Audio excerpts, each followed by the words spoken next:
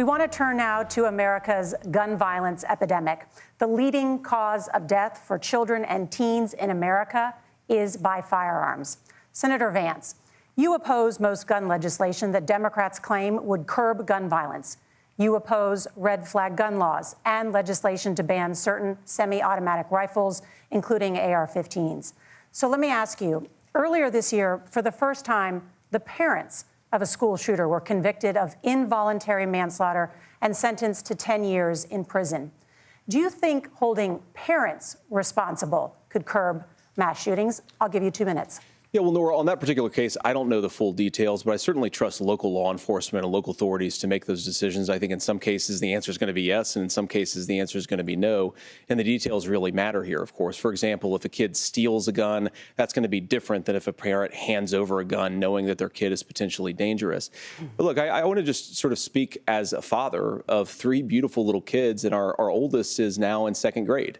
And like a lot of parents, we send our kids to school with such hope and such joy and such pride at their little faces on the first day of school. And we know, unfortunately, that a lot of kids are going to experience this terrible epidemic of gun violence. And of course, our hearts go out to the families that are affected by this terrible stuff. And we do have to do better. And I think that Governor Walz and I actually probably agree that we need to do better on this. The question is just, how do we actually do it?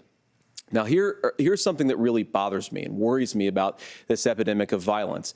The gross majority, close to 90% in some of the statistics I've seen, of the gun violence in this country is committed with illegally obtained firearms. And while we're on that topic, we know that thanks to Kamala Harris's open border, we've seen a massive influx in the number of illegal guns run by the Mexican drug cartels. So that number, the amount of illegal guns in our country is higher today than it was 3.5 years ago. But what do we do about the schools? What do we do to protect our kids? And I think the answer is, and I say this not loving the answer, because I don't want my kids to go to school in a school that feels unsafe or where there are visible signs of security. But I unfortunately think that we have to increase security in our schools. We have to make the doors lock better. We have to make the doors stronger. We've got to make the windows stronger. And of course, we've got to increase school resource officers, because the idea that we can magically wave a wand and take guns out of the hands of bad guys, it just doesn't fit with recent experience. So we've got to make our schools safer. And I think we've got to have some common sense bipartisan solutions for how to do that. Governor, you have 2 minutes.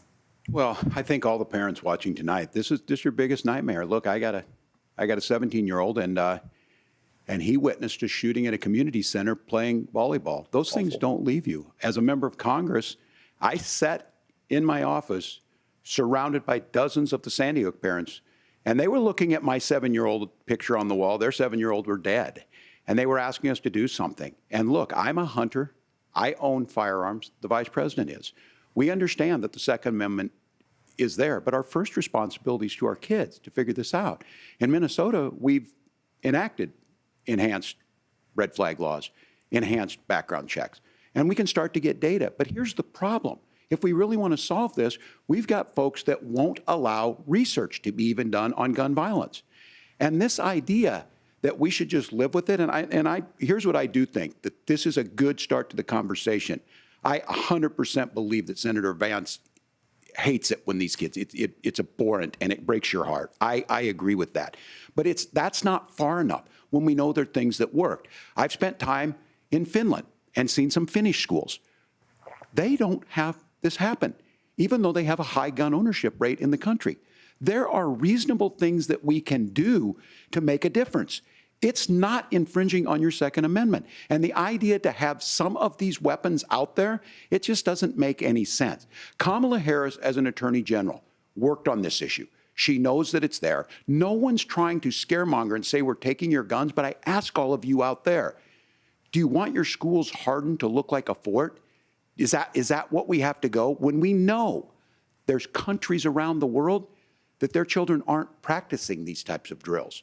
They're being kids. We owe it to them to get a fix. These are things that shouldn't be that difficult. You can still keep your firearms, and we can make a difference. We have to. If you're listening tonight, this breaks your heart.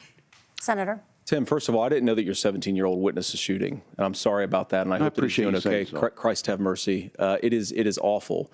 And I appreciate what Tim said, actually, about Finland, because I do think it illustrates some of the frankly, weird differences between our own country's gun violence problem and Finland. Is, okay, first of all, we have way higher rates of mental health abuse, or mental health substance abuse.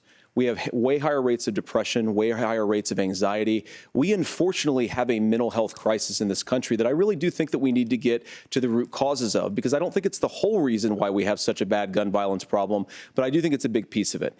Another driver of the gun violence epidemic, especially that affecting our kids, it doesn't earn as many headlines, but is the terrible gun violence problem in a lot of our big cities. And this is why we have to empower law enforcement to arrest the bad guys, put them away, and take gun offenders off the streets. I think there's a whole host of things that we can do here, but I do think at our schools we've got to talk about more security. Senator, thank you. Governor, you previously opposed an assault weapons ban, but only later in your political career did you change your position. Why? Yeah, I sat in that office with those Sandy Hook parents. I've become friends with school shooters. I've seen it. Look, the NRA, I was an NRA guy for a long time. They used to teach gun safety.